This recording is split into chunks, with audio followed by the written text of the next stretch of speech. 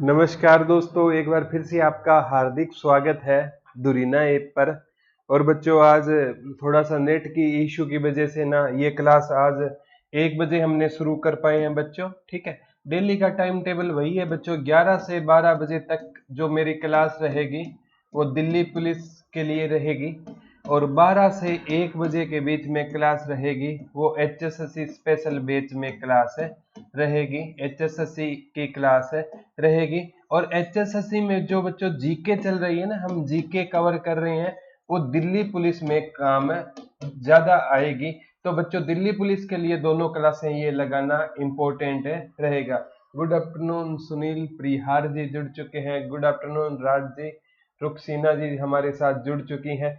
तो आज के हम लेक्चर की बच्चों शुरुआत करते हैं प्रीवियस ईयर पर आधारित जो हमने सीरीज स्टार्ट की हुई है। और प्रीवियस ईयर पेपर में बच्चों HSSC के प्रीवियस ईयर भी आएंगे, दिल्ली पुलिस के प्रीवियस भी ईयर पेपर भी आएंगे, सारे के सारे आएंगे। जैसे एक पेपर में आया था, इनमें से कौन सा प्लास्टिक मनी के रूप में जाना जाता है। भाई, इनमें से कौन सा पूछा गया है बच्चों, प्लास्टिक मनी के रूप में जाना जाता है, प्लास्टिक मनी के रूप में जाना जाता है। ऑप्शन में था बच्चों चेक, ऑप्शन में था डीडी जिसे डिमांड ड्राफ्ट बोलते हैं। क्या बोलते हैं बच्चों? डिमांड ड्राफ्ट बोलते हैं। ठीक है, और ऑप्शन में आया हुआ था बच्चों आपका बेरर चेक, बेरर चेक। और ऑप्शन में था आपका क्रेडिट कार्ड। क्या था बच्चों? Credit card. तो जो प्लास्टिक मनी के रूप में हम किसको जानते हैं? महेश जी, जय श्री श्याम, पूनम जी गुड आफ्टरनून, मोनिका जी जुड़ चुके हैं। ठीक है, तो इसमें बच्चों क्रेडिट कार्ड को हम किस रूप में मानते हैं? प्लास्टिक मनी के रूप में मानते हैं। क्रेडिट कार्ड को कौन सी मनी बोलते हैं? आपका क्रेडिट कार्ड हो गया, ATM कार्ड हो गया, ये किस मनी के अंतर्गत आते हैं बच्चों? प्लास्टिक मनी के अंतर्गत आते हैं। इसमें मतलब एक तो केस होता है, ये केस अगर आई प्लास्टिक मनी का कंसेप्ट किस लिए आया था? कैशलेस बनाने के लिए, कैशलेस। ठीक है, यानी कैशलेस को बढ़ावा देने के लिए कौन सी मनी का कंसेप्ट आया था बच्चों? प्लास्टिक मनी का कंसेप्ट आया था।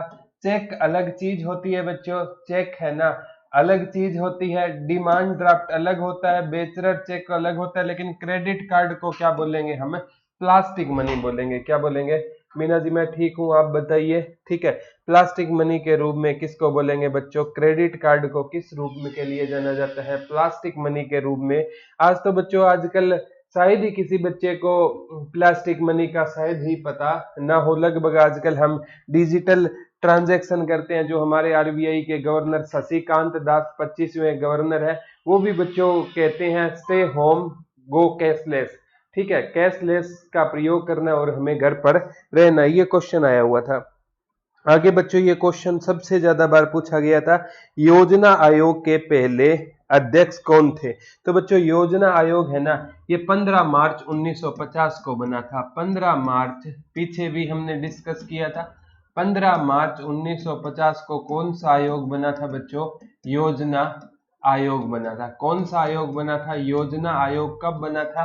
15 मार्च 1950। अंकित good afternoon, Sandeep ji Ram Ram, Pramod ji hello. ठीक है friend, plastic money, Meena ji सही बोल रहे हो, चमन जी जुड़ चुके हैं, राम राम। चमन जी की ज्योग्राफी की भी डिमांड पूरी हो जाएगी। ठीक है, तो 15 मार्च 1950 को क्या था बच्चों? योजना आयोग। और योजना आयोग है ना, ठीक है, इसके पहले अध्यक्ष, क्योंकि योजना आयोग के जो अध्यक्ष होते हैं ना बच्चों, वो प्रधानमंत्री होते थे। का कौन है? प्रधानमंत्री। आजकल इसी आयोग को क्या कहा जाता है बच्चों? नीति आयोग कहा जाता है। क्या कहा जाता है? नीति आयोग कहा जाता है। और इंपॉर्टेंट है, इसके पहले अध्यक्ष तो पहले प्रधानमंत्री थे पंडित जवाहरलाल नेहरू थे। पंडित जवाहरलाल नेहरू थे इसके पहले अध्यक्ष। कौन होते थे? पंडित जवाहरलाल नेहरू। और पंडित जवाहरलाल नेहरू ने ही बच्चों लाल किले पर ना सबसे ज्यादा 17 बार संबोधित किया था, यानी 17 बार तिरंगा फहराया था। ठीक है, और उसके बाद इनकी जो इंदिरा गांधी थी, इंदिरा गांधी, उन्होंने लाल किले पर बच्चों कितनी बार? 16 बार। फिर डॉक्टर मनमोहन सिंह 10 बार और कल प्रधानमंत्री नरेंद्र मोदी 7वीं बार। तो ये 4 ऐसे प्रधानमंत्री हैं बच्चों जो है ना मतलब इतने इतने बार तिरंगे फहरा चुके हैं लाल किले पे। तो ये याद रख लेना बच्चों। इस बार जो हाँ सुनील परियार जी बता रहे हैं 15 मार्च 1950 को बना। सर हमारा ने हाँ रिफ्रेश कर लो बच्चों। रिफ्रेश करने से ना सर पीएम होता है। चमन जी सही बोल रहे हो। योजना आयोग का अध्यक्ष क्या होता है? पीएम होता है। ये क्वेश्चन आ सकता है बच्चों सबसे ज्यादा भारत सरकार की पेपर में पूछा जाएगा बच्चों। ये सबसे ज्यादा बार पूछा जाने वाला क्वेश्चन रहेगा। एक बार पूछा गया था बच्चों संविधान में कितने प्रकार के आपातकाल की परिकल्पना की गई है? संविधान में कितने प्रकार के संविधान में कितने कितने प्रकार के आपातकाल की परिकल्पना की गई है? तो संविधान में बच्चों कितने प्रकार के आपातकाल की? 3 प्रकार के आपातकाल की क्या की गई है? परिकल्पना की गई है। 3 प्रकार में एक तो बच्चों उसमें रहेगा आपका अनुच्छेद 352 रहेगा। एक रहेगा बच्चों अनुच्छेद 356 रहेगा। एक आर्टिकल 360 रहेगा। अनुच्छेद 360 रहेगा। ठीक है।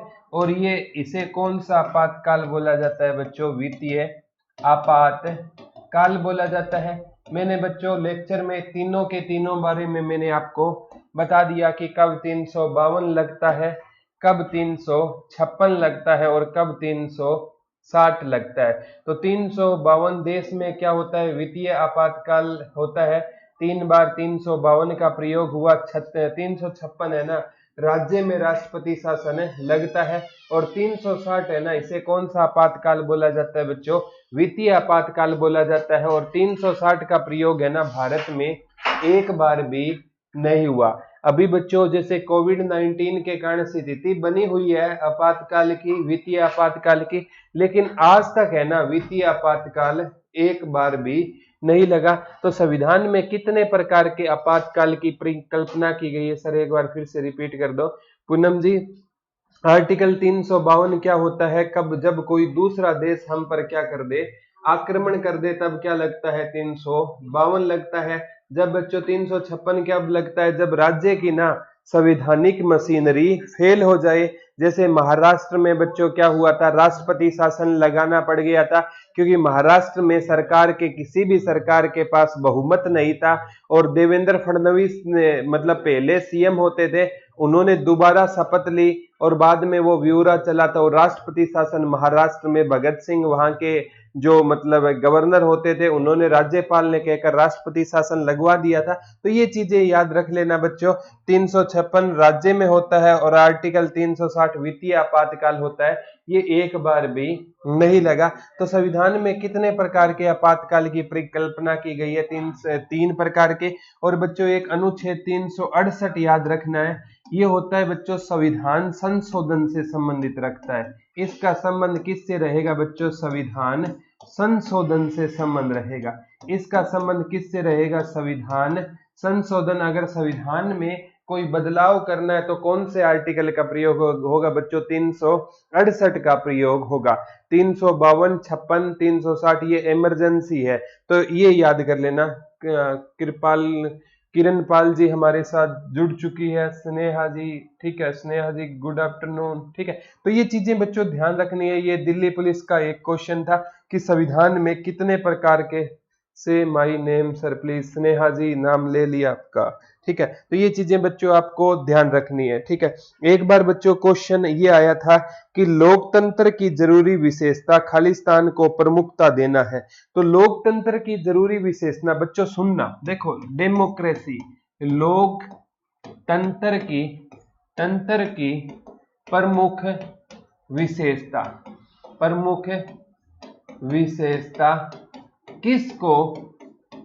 किसको इंपॉर्टेंस देना है? किसको इंपॉर्टेंस, इसको कह सकते हो आप, किसको महत्व देना है। इसका तो बच्चों हर एक छोटा बच्चा भी जवाब दे सकता है। ठीक है, लोकतंत्र की प्रमुख विशेषता, किसको इंपॉर्टेंस देना है। लोकतंत्र क्या होता है, अब्राहम लिंकन जी ने लोकतंत्र की परिभाषा दी थी। लोकतंत्र क्या है, लोगों का, लोगों के द्वारा और लोगों के लिए। तो लोकतंत्र में ना विशेषताएं किसको दी जाती है, लोगों को। लोगों की विशेषता इसमें क्या होती है, प्रमुख होती है। और ऑप्शन में क्या था बच्चों, इसमें था नागरिक, नागरिक संगठन, न्यायपालिका, कार्यकारी अधिकारी। इसका ऑप्शन था बच्चों नागरिक, नागरिक। ऑप्शन था बी न्यायपालिका, न्यायपालिका। ठीक है, ऑप्शन सी कार्यपालिका, कार्यपालिका।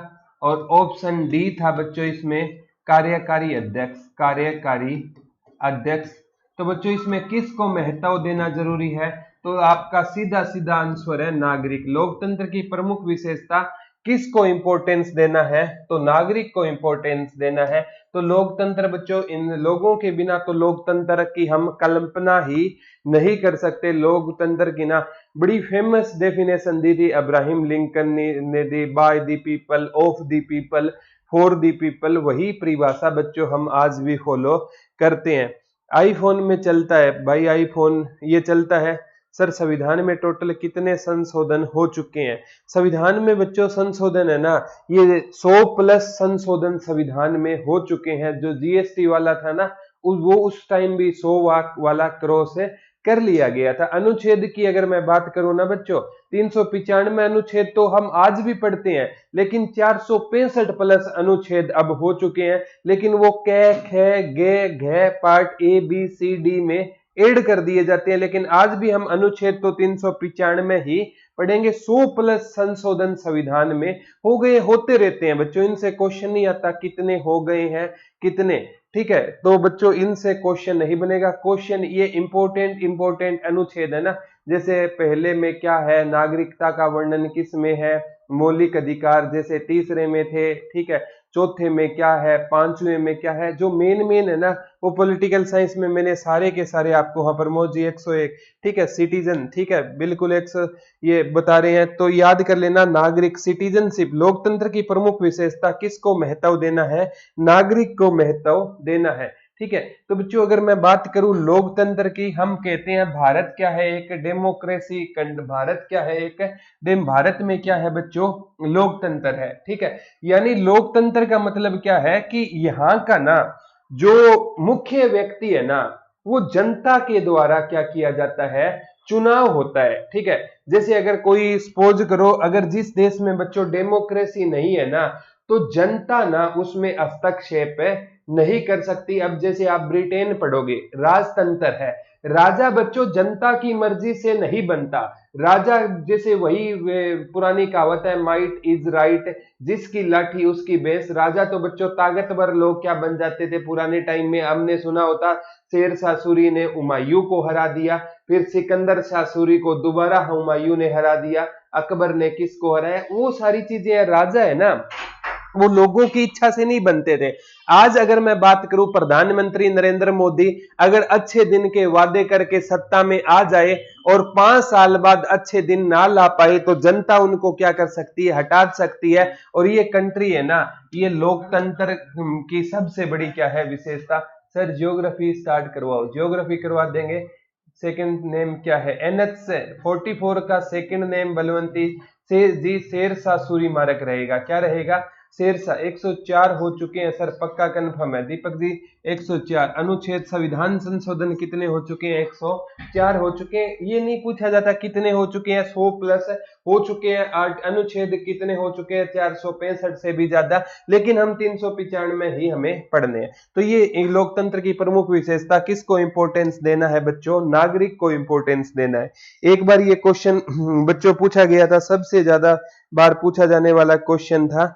ठीक है, ये क्वेश्चन था कि भारतीय संविधान के किस अनुच्छेद के अंतर्गत केंद्र सरकार राज्य सरकारों को निर्देश दे सकती है। इंपॉर्टेंट है बच्चों कि ये पूछना चाहता है कि अनुच्छेद, किस अनुच्छेद के तहत केंद्र सरकार राज्य सरकारों को निर्देश दे सकती है।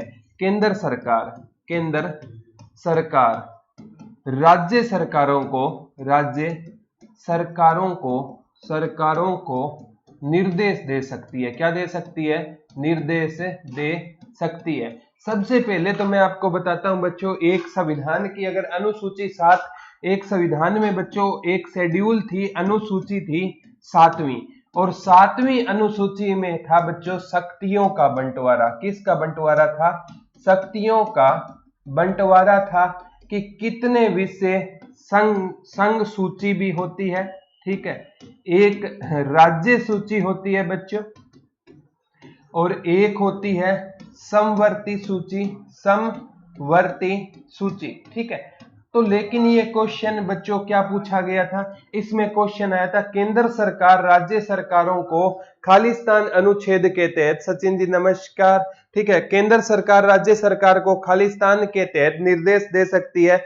तो आपका आंसर होना चाहिए 200। इसमें ऑप्शन था बच्चों 356 तो हो नहीं सकता, क्योंकि 356 तो अभी आपातकाल से संबंधित था।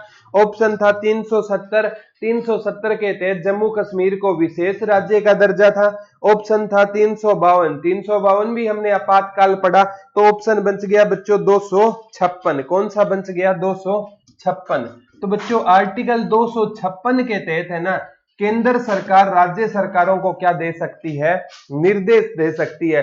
किसी भी मामले में ना केंद्र सरकार राज्य सरकारों को क्या दे सकती है? निर्देश दे सकती है। ये क्वेश्चन बच्चों आपको याद रखना है। और ये 256 से 263 तक केंद्र व राज्यों के बीच प्रशासनिक संबंध है। 256 से 263 में ना ये जो आपका बच्चों संविधान का भाग है ना, इस भाग में ना केंद्र और राज्यों के बीच में 256 से 63 तक कौन से संबंध है बच्चों? प्रशासनिक संबंध है। कौन से संबंध का वर्णन मिलता है? केंद्र और राज्यों के बीच में प्रशासनिक संबंध का वर्णन मिलता है। तो दीपक जी 256 आपने बोला है, सुनील जी बोला है, महेश जी हाँ सभी सही बोल रहे हो। तो 200, ये तो ऑप्शन के हिसाब से भी चूज कर सकते थे, 356 था, 352 था, 370, इनका बारे में तो हमें पता था। तो 256 से 263 तक है ना, केंद्र सरकार और राज्य सरकारों के बीच में प्रशासनिक संबंध का वर्णन मिलता है। तो बच्चों ये क्वेश्चन है ना, अभी क्वेश्चन आया हुआ है, तो आगामी एग्जाम में भी बच्चों ये क्वेश्चन है, इंपॉर्टेंस हो जाएगा। तो इस क्वेश्चन को थोड़ा सा ध्यान में रखना है। बहुत अच्छी बात है बच्चे, ठीक है। आगे क्वेश्चन आया हुआ था बच्चों, किस भारतीय शासक का राज्य विस्तार भारत से बाहर था? ये पूछना चाहता है बच्चों, चंद्रगुप्त मौर्य का, कनिष्क का, चंद्रगुप्त मौर्य या कनिष्क, दोनों का। तो ये कहना चाहता है किस भारतीय राजा का, किस भारतीय राजा का, किस भारतीय राजा का शासन भारत से बाहर था, भारत से बाहर था। तो बच्चों वो राजा आपका ना ऑप्शन में था चंद्रगुप्त मौर्य, ऑप्शन में था बच्चों आपका कनिष्क, ऑप्शन में था ये ए था, ये बी था, ये सी था, दोनों, या none of the above, none of the above. तो हमें कहना है बच्चों चंद्रगुप्त मौर्य और कनिष्क है ना, इन दोनों का साम्राज्य विस्तार है ना, ये दोनों का साम्राज्य विस्तार भारत से क्या था? बाहर था। आपने सुना होगा चंद्रगुप्त मौर्य है ना बच्चों, ये है ना 300, अगर मैं बात करूं 22 ईसा पूर्व से लेकर 298 ईसा पूर्व तक क्या रहा था? राजा रहा था। और इसने कितने महाजनपद जीते थे? 8 महाजनपद जीते थे। तो इसका साम्राज्य भारत से बाहर था। और कनिष्क तो आपको पता ही है, कनिष्क ने ना पुरुषपुर पेशावर को भी क्या बनाया था? अपनी राजधानी बनाया था। और पेशावर वर्तमान में भारत से क्या है? बाहर है। तो बच्चों चंद्रगुप्त मौर्य और कनिष्क ऐसे दो भारतीय राजा थे जिनका साम्राज्य भारत से क्या था? बाहर था। ऑप्शन के हिसाब से उठाना होता है। वैसे तो सम्राट अशोक का साम्राज्य भी भारत से क्या था? बाहर था, क्योंकि सम्राट अशोक ने 16 के 16 महाजनपदों को जीतने में सफलता हासिल की थी। सम्राट अशोक ने 16 के 16 महाजनपदों को जीता था। ये क्वेश्चन बच्चों पक्का पूछा जाता है।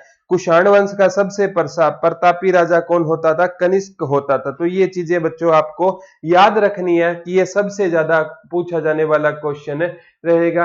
हाँ, बोथ बोल रहे हैं, दोनों अजय बागड़ी जी जुड़ चुके हैं हमारे साथ, मीना जी चंद्रगुप्त मौर्य प्लस दोनों रहेंगे बच्चों, बोथ। हाँ ठीक है, मीना जी भी बोल रही है बोथ। तो ये दोनों ध्यान रखना बच्चों। चंद्रगुप्त मौर्य ने अगर 8 महाजनपदों को जीता है, तो तक्षशिला जैसे आपने सुना होगा वर्तमान में भारत से बाहर है, तो चंद्रगुप्त मौर्य और कनिष्क सुनील परियार जी, हाँ बिल्कुल सही, इन दोनों का ना जो भारत से क्या था, बाहर था। तो बच्चों इस टाइप के भी कुछ है ना टेक्निकल क्वेश्चन भी एग्जाम पॉइंट ऑफ व्यू से उठ जाते हैं। और ये बच्चों एंशिएंट इंडिया बड़े डिटेल से हमने पढ़ रखा है, तो कुछ चीजें है ना कंसेप्ट पे होती है, तो हमें पता होना चाहिए कि इनका शासनकाल, मतलब पुरुषपुर पेशावर को राजधानी, ये भी पढ़ा था। और चंद्रगुप्त मौर्य ने 8 महाजनपदों को पढ़ा था। तो थोड़ी सी नॉलेज होगी ना, तो आप बता सकते हो बच्चों की दोनों का शासनकाल भारत से क्या था, बाहर था। आगे क्वेश्चन आता है बच्चों, बिंबिसार निम्नलिखित में से राजवंशों में किसका संस्थापक था? मौर्य, गुप्त, नंद, हर्यक। तो बच्चों हर्यक वंश का संस्थापक, उसमें पूछा गया है कि बिंबिसार किस वंश का संस्थापक था? किस वंश का संस्थापक था? बिंबिसार किस वंश का संस्थापक था? तो बच्चों ये तो बड़ा सिंपल क्वेश्चन है। ऑप्शन में था आपका बच्चों नंद वंश, ऑप्शन में था आपका मौर्य वंश, ऑप्शन में था बच्चों आपका हर्यक वंश, और ऑप्शन में था आपका बच्चों सबसे इंपॉर्टेंट है ये जो आपका शिशुनाग वंश। तो इसका तो आसानी से बता सकते हो बच्चों, बिंबिसार था ना, वो किस वंश का संस्थापक होता था? हर्यक वंश का क्या होता था? संस्थापक होता था। बाहर किस जगह पर था सर? जया जी आप तक्षशिला वर्तमान में जो पाकिस्तान वाला एरिया है ना, ठीक है, क्योंकि उस टाइम तो भारत क्या था, एक था। अगर मैं भारत की बात करूं, पाकिस्तान की बात करूं, अफगानिस्तान की बात करूं, बांग्लादेश की बात करूं, किसी टाइम में बच्चों ये सारी चीजें क्या होती थी, अंग्रेजों के टाइम में एक होती थी। आजादी के बाद में तो हम अलग हुए हैं ना, आजादी से पहले तो हम भारतवासी थे, और आजादी के बाद अंग्रेजों ने हमें हिंदू और मुसलमान बना दिया, और हमारा क्या कर दिया, बंटवारा कर दिया। तो हमें कभी भी बच्चों हिंदू और मुसलमान के नाम पर झगड़ा नहीं करना। किसी टाइम पे हिंदू और मुसलमान है ना एक सिक्के के दो पहलू होते थे। याद आता है करजन ने जब 1905 में बंगाल विभाजन किया था ना, तो हिंदुओं ने मुसलमानों के हाथों पर राखी बांधी थी, और मुसलमानों ने हिंदुओं के हाथों पर राखी बांधी थी, और वो रोए थे। क्यों रोए थे? क्योंकि वो दोनों को अलग समझते ही नहीं थे। और बच्चों यही वही बात है, एक बार रिश्तों में ना ये जो विश्वास रूपी धागा होता है ना, वो एक बार टूट जाता है तो इसमें दरार जरूर आ जाती है। जैसे बच्चों हमें आज भी याद है कि जब +2 के मतलब हमने एग्जाम दिए थे, और जो फेयरवेल पार्टी थी ना +2 वाली, उस दिन ना रोक कर घर गए थे, क्योंकि +2 के बाद सबको पता था कोई आर्ट्स लेगा, कोई कॉमर्स लेगा, कोई बीटेक करेगा, यानी हम सब बिछुड़ जाएंगे। और हमने एक दूसरे से वादा किया था, भाई तू रो मत, मैं तेरे पास है डेली कॉल किया करूंगा। पहले तो बच्चों डेली कॉल आती गई, फिर वो कॉल महीने पर चली गई, और फिर वो कॉल 6 महीने पर चली गई, और फिर वो कॉल साल पर चली गई, और एक दिन वो आया कि अपने दोस्त का हमसे नंबर भी डिलीट हो गया। पुराने जब तक याद रहते हैं बच्चों, जब तक हमें कोई नया नहीं मिलता। नया मिलते ही हम पुराने को भुला देते हैं, यही हमारी इंसान की फितरत है। क्योंकि किसी भी बच्चे को शायद ही आप 5th क्लास के यार दोस्त याद हो, है तो एक आधा किसी को याद होता है। तो वही बात थी, हिंदू और मुसलमान किसी टाइम पे क्या होते थे, एक होते थे। तो हर्यक वंश का संस्थापक था बिंबिसार, इसका बेटा अजातशत्रु ने इसको मार दिया, और अजातशत्रु के बेटे उदयन ने उसको मार दिया, और उसी ने पाटलिपुत्र बसाया था। तो हर्यक वंश। मौर्य वंश का संस्थापक आए तो बच्चों चंद्रगुप्त मौर्य होता था। कौन होता था? चंद्रगुप्त मौर्य होता था। नंद वंश का संस्थापक आए तो महापद्मा नंद होता था। यह संस्थापक से क्वेश्चन आएगा। और शिशुनाग वंश का संस्थापक खुद कौन होता था? शिशुनाग होता था।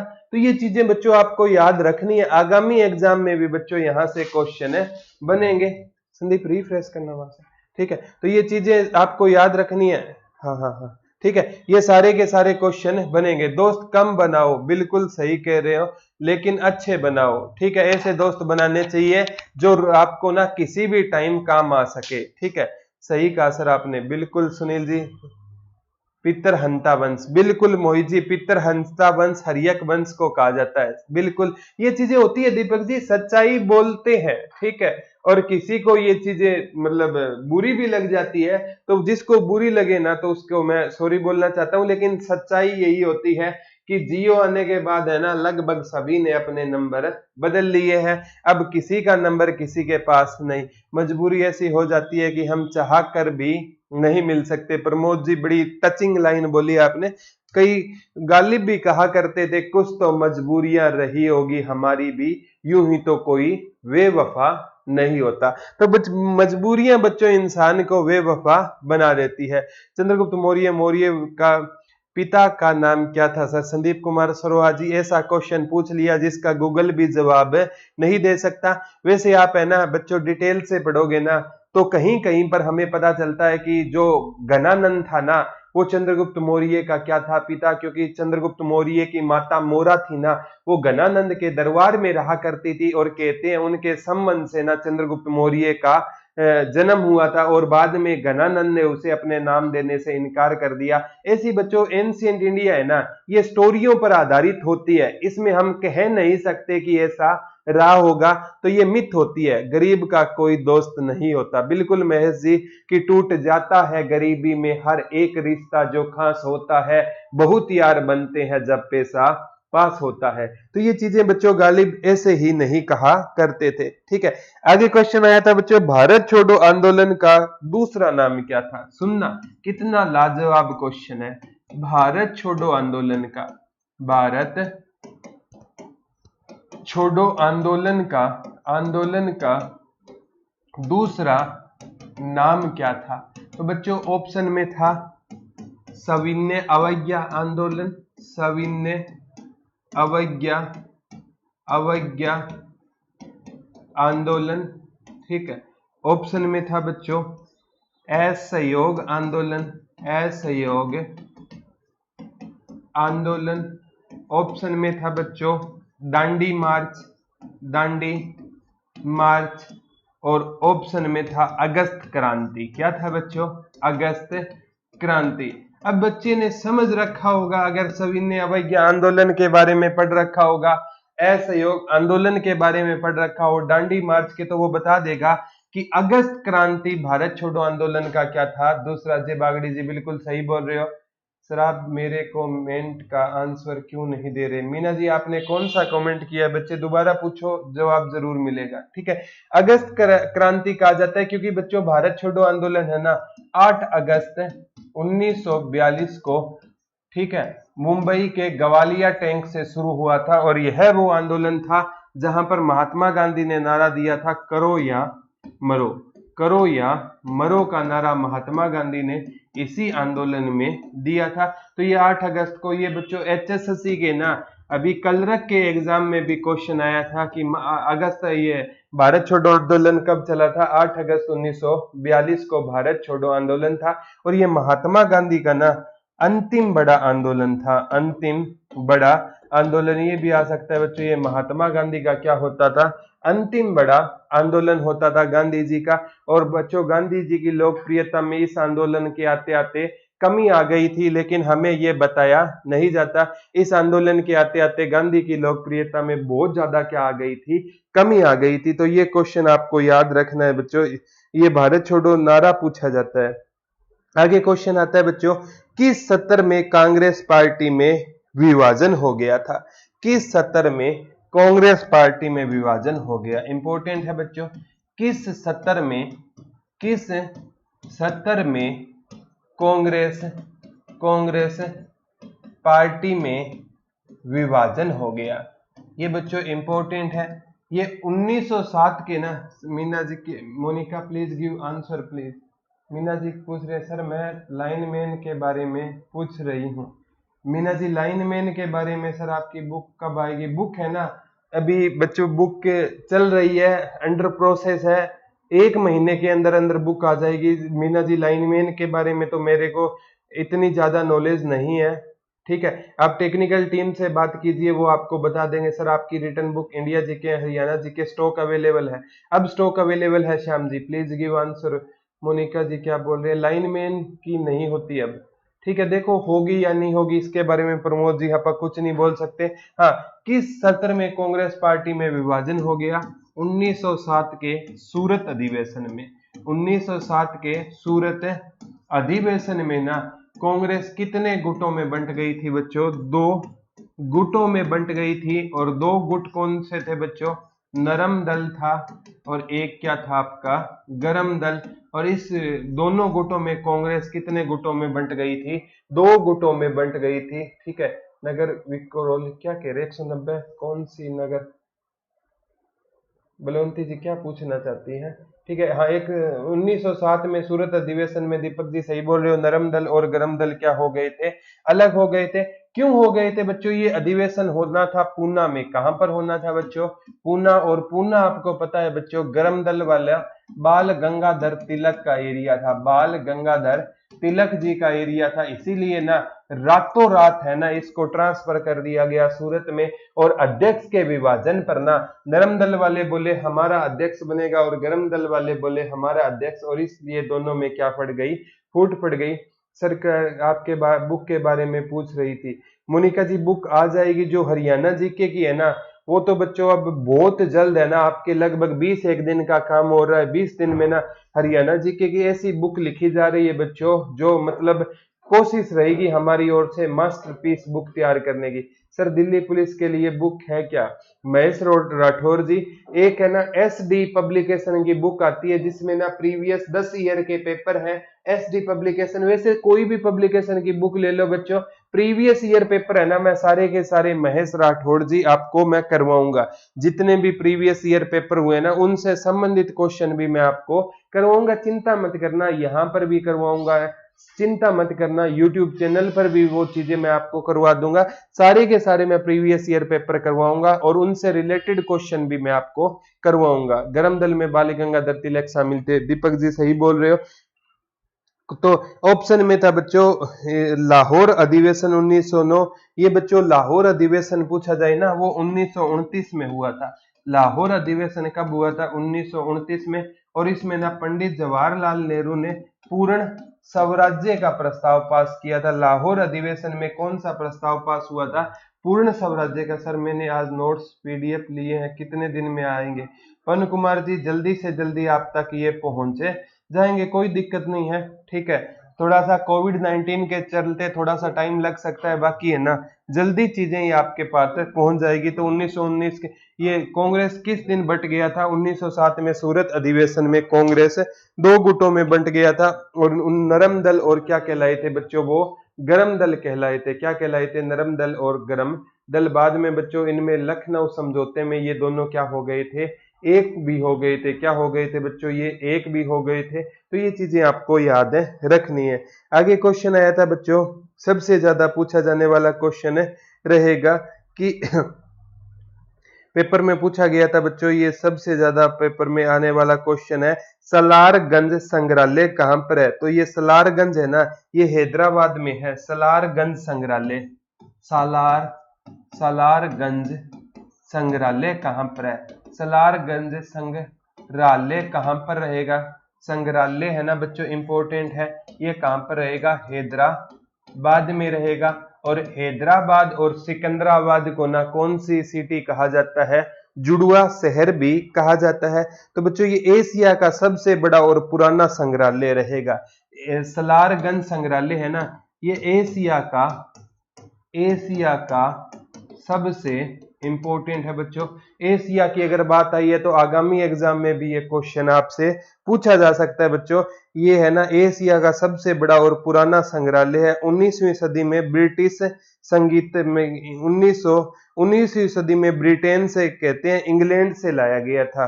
19वीं ये एशिया का सबसे बड़ा व पुराना संग्रहालय है, पुराना संग्रहालय। इसे बच्चों 19वीं सदी में ना इंग्लैंड से कहा लाया गया था? इंग्लैंड से इंग्लैंड से कहाँ लाया गया था? भारत लाया गया था। कहाँ लाया गया था? भारत। और भारत में भी कहाँ लाया गया था? हैदराबाद लाया गया था। सब नरम दल और गरम दल एक कब हुए थे? ये लखनऊ समझौता बच्चों, ये मतलब 1907 के है ना, 9 साल बाद 1916 में ना एक लखनऊ अधिवेशन में ये क्या हो गए थे? एक हो गए। सर आप कोचिंग भी चलाते हो क्या महेश राठौड़ जी? कोचिंग चलाते हैं। अभी कोविड-19 के कारण क्या रहेगी ये बंद? सर इस लाइव क्लास की वीडियो कब डाउनलोड हो सकती है? ये बच्चों मतलब 3-4 घंटे बाद ये डाउनलोड ऐप में आप डाउनलोड कर सकते हो, ठीक है, कोई दिक्कत है नहीं है, चिंता मत करना बच्चे, ठीक है। आगे बच्चों ये पूछा गया था क्वेश्चन, ये पेपर में बहुत ज्यादा बार पूछा जाने वाला क्वेश्चन रहेगा। ये लिपू लेख दरा किस राज्य में है? मैंने आपको बताया था बच्चों, ये लिपू लेख दरा है ना उत्तराखंड में रहेगा। कहां पर रहेगा? लिपू लेख दरा। लिपू लिपू लेख दरा कहां पर रहेगा? उत्तराखंड में रहेगा। लिपू लेख दरा कहां पर रहेगा बच्चों? उत्तराखंड में रहेगा। सर आपकी बुक में प्रीवियस ईयर पेपर भी मिलेंगे। हाँ, जो मोनिका जी जो हरियाणा जीके की जो बुक आने वाली है उसमें सब मिलेंगे। हाँ, जया जी बता रही है लखनऊ अधिवेशन में 1916 में हुआ था जो, हाँ ये जया जी उसकी अध्यक्षता MC मजूमदार ने की थी। और इसमें ना 1916 में जो लखनऊ समझौता हुआ था ना बच्चों, उसमें ना आपका नरम दल भी एक हुआ था, गरम दल भी एक हुआ था, और प्लस इसमें आ गई थी मुस्लिम लीग भी आ गई थी। क्या आ गई थी? मुस्लिम लीग भी आ गई। तो लखनऊ समझौता पेपर में पक्का पूछा जाता है। और लखनऊ समझौता किसके प्रयासों से हुआ था? ये श्रीमती एनी बेनसेंट के, श्रीमती एनी बेनसेंट और बाल गंगाधर तिलक के प्रयासों से हुआ था। बाल गंगाधर तिलक के प्रयासों से हुआ था। ये भी पूछा जा सकता है कि लखनऊ समझौता किसके प्रयासों से हुआ था। सर आपका पर्सनल नंबर जी महेश जी, आप टेक्निकल टीम से बात कर लो, वो मेरे से बात करवा देगी आपकी, ठीक है। इसके लिए बच्चे माफी चाहता हूँ। हाँ मैं आपसे बात कर लूंगा आपका जो भी डाउट है तो, ठीक है। थैंक यू जया जी। हाँ दीपक जी बिल्कुल अच्छी बात है, एक दूसरे के आप आंसर दे रहे हो ना जया जी, बहुत अच्छी बात है। कई बार हम कमेंट ना भी ले पाए ना, तो जिसको आता है ना, मुस्लिम लीग की स्थापना भी 1916 में नहीं बच्चों, 1906 में मुस्लिम लीग की स्थापना ढाका में हुई थी। 1916 में नहीं हुई थी, 1906 में हुई थी। मीना जी थोड़ा चेक कर। मैथ्स बाय अजय सर जुड़ चुके हैं। अजय जी आज लाइव देखा है, राम राम अजय जी, ठीक है। सर आपकी सारी वीडियो देखने के बाद और बुक पढ़ने की जरूरत है क्या?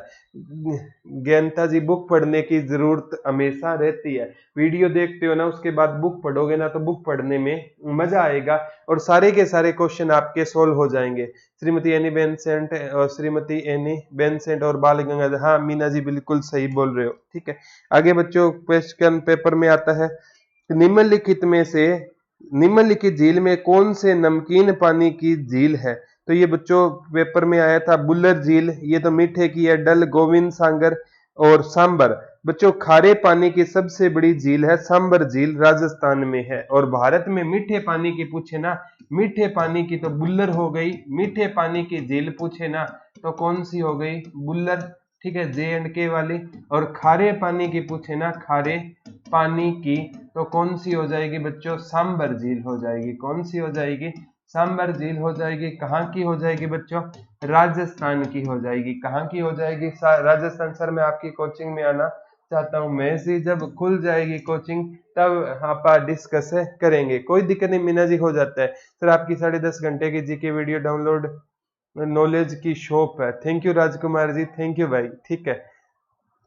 तो ये चीजें आपको याद रखना है बच्चों। सबसे ज्यादा पेपर में आता है कि भारत की मीठे पानी की सबसे बड़ी झील बुल्लर है और भारत खारे पानी की सबसे बड़ी झील सांबर झील है, जो कहां पर रहेगी बच्चों? राजस्थान में रहेगी। बुल्लर J&K, सांबर झील बिल्कुल सही बोल रहे हो बच्चों, ठीक है, राजस्थान की रहेगी। आगे एक बार आया था बच्चों, जम्मू कश्मीर में केसर खेती के लिए निम्नलिखित में कौन सा स्थान प्रसिद्ध है? ये पेपर में पूछा गया था बच्चों।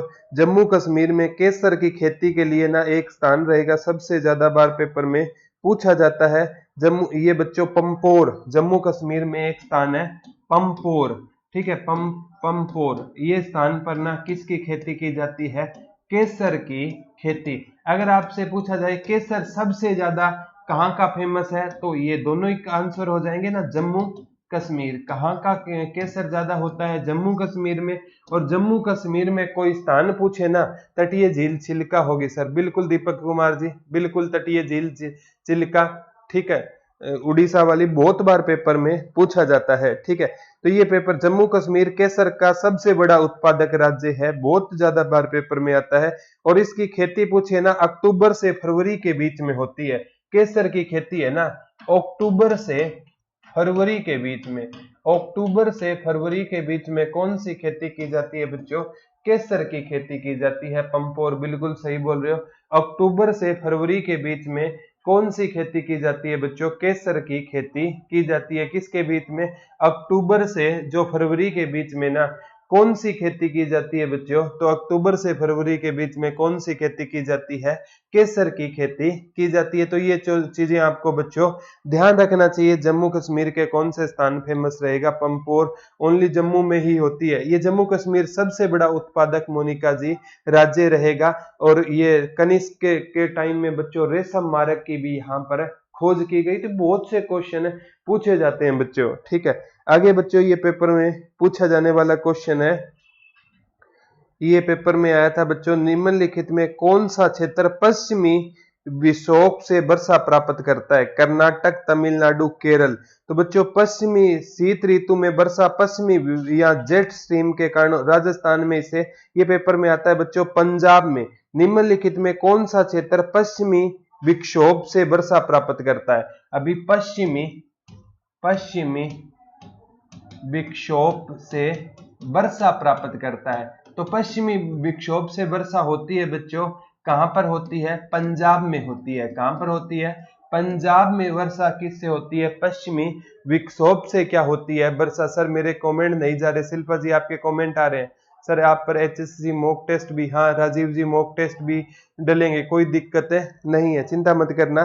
तो ये पेपर में बच्चों आने वाला कोई, इसे बच्चों जेट स्ट्रीम का, ये के राजस्थान में इसे इंपॉर्टेंट बात आती है बच्चों, मावट कहा जाता है। राजस्थान में ना पश्चिमी विक्षोभ को क्या कहा जाता है, मावट कहा जाता है। क्या कहा जाता है, मावट। ये क्वेश्चन ना बने साइड में, तो पश्चिमी विक्षोभ से वर्षा कहां पर होती है, पंजाब में होती है। कहां पर होती है, पंजाब में होती है। और पंजाब से ही कौन सा लगता है, हरियाणा। तो हरियाणा में भी बच्चों आगामी एग्जाम में आता है, इसी से क्या होती है, वर्षा होती है। तो ये चीजें आपको बच्चों आगामी एग्जाम के लिए ध्यान रखना है, कोई दिक्कत नहीं है। क्वेश्चन ये बच्चों जो मैं सोल्व पेपर आपको करवा रहा हूं ना कोर्स में ना, ये सारे के सारे जो हमने कोर्स डाला हुआ है ना, ये एक के पेपर के लिए हमने कोर्स नहीं डाला था। और इन वीडियो को देखकर आप है ना, अगर सही प्रश्नों के उत्तर दे पा रहे हो तो आपको ये बच्चों मैं जो पेपर सोल्व करवा रहा हूं ना, ये दिल्ली पुलिस का पेपर है। और दिल्ली पुलिस, और ये कोई, मैं कहता हूं कोई मर्जी पेपर उठा लेना, अपने कोर्स से आपको क्वेश्चन मिलेंगे। इससे आपको आइडिया हो पा रहा होगा कि लगभग आपको क्वेश्चन है ना ये करवाए हुए आ रहे हैं, ठीक है। तो कोर्स है ना बच्चों बड़ी मेहनत से कोर्स है बनाया गया है, एक एग्जाम को मद्देनजर रखते हुए ये कोर्स है नहीं बनाया गया। इस चीज का बच्चों आपको ध्यान रखना है, ठीक है। आगे क्वेश्चन बच्चों ये पूछा गया था, सबसे ज्यादा पूछा जाने वाला क्वेश्चन रहेगा, निम्न खनिजों में किसका नाम भूरा हीरा है।